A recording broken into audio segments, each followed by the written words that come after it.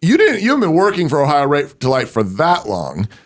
How did you start working there? Why did you start working there? Did you know was this a good idea from the beginning? And then why were you fired?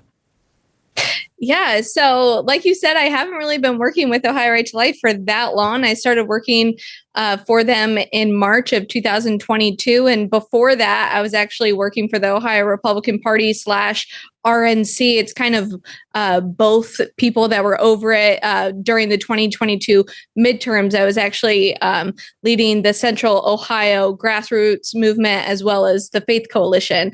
And that's how I met Ohio Right to Life's executive director at the time, Peter Range, and we had met, and he told me a little bit about Ohio Right to Life and how there was a job opening available.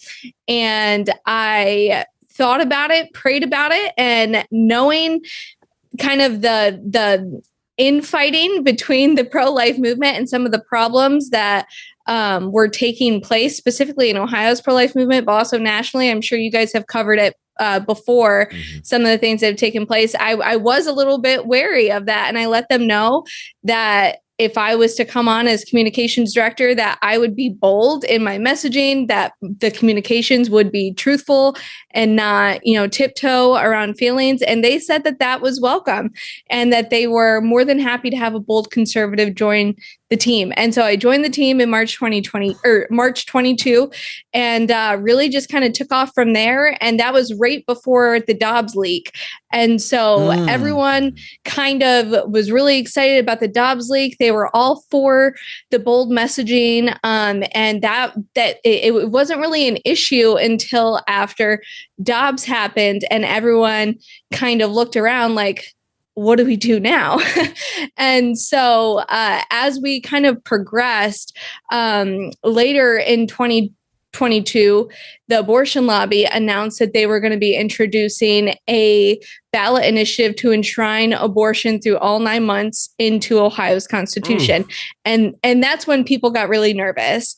And they started to strategize and come up with all of these wise communication plans, basically saying that we need to not mention abortion for the next year so that the left doesn't attack us on this and that we can win the November ballot initiative. And from the very beginning, I said, what are we doing? Like, no, absolutely not. We can only defeat evil by confronting evil, by speaking about what is happening, what's before us. And so I really kind of took a stand from the very beginning. And at that same time, one of the things that hasn't really been discussed, but during that same time, we had some abolitionists. I'm pretty sure your listeners are familiar with the abolitionist groups versus pro-life. We had some people here in Ohio that really formed an abolitionist group here in Ohio in order to bring forth a full bill of equal protection.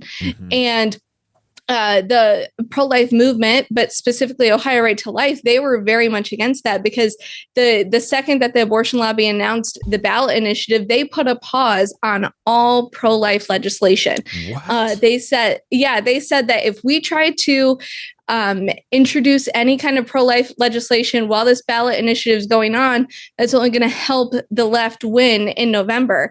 And I'm sitting here thinking, like, first of all, politically, that's not even smart. So even if you're trying to be strategic, it just doesn't make sense. You think that you would confront it head on. But also, if you believe that abortion is murder, if you believe that there's 20,000 plus innocent lives that are being taken every single year, then I'm sorry, the 20,000 innocent lives is not the kind of collateral damage that I'm okay with accepting for a campaign. What we're basically saying by putting on pause all of our legislation is that the babies that are conceived in 2023, they can sacrifice, they can be killed. We'll worry about the babies after that. And that was just so wrong for me. And I really pushed up against that. And so there was just an extreme tension going back and forth that was building for months and months until last week, or maybe 2 weeks ago now, I responded to one of the pro-abortion activists who was pushing for this ballot initiative. And I called her a murderous liar because she was advocating for murder and lying about it. And my boss did not like that very much. He said that was showing the wrong tone. And, we went back and forth on that, disagreed. And I told him, I'm like, look, this is too serious for me to back down from. I'm not going to recant that. Don't make me quote Martin Luther. I can't recant.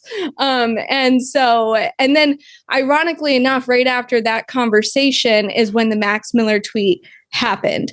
And so the Monday before the Max Miller tweet happened, my boss and I discussed the possibility of us just parting ways, because we just were disagreeing to a point where it was clear that we just weren't compatible to work together anymore. But we didn't make a sound decision quite yet. We said that we would continue to pray about it and then come back.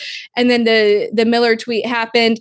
And 2 days later on Thursday, my boss called me and said that the Miller situation had become too much of a distraction, and my social media as a whole is just the wrong tone, and that we would have to part ways. Wait, why did Miller not get fired, but you did? wait. Facts. Those are facts. Yeah, I mean, I asked if that was going to be brought up in a board meeting. So to be clear, so Max Miller, the congressman who responded to me, his wife sits on Ohio Right to Life's board, and so she's not an employee of Ohio Right to Life. She's a board member. Why are you bringing that up? Well, just to add greater clarity, I don't think that there was anything to do with her. I can't say that was the motivation, or that she had anything to do with this. I'm not completely sure, to be honest. But just for full context. Full context.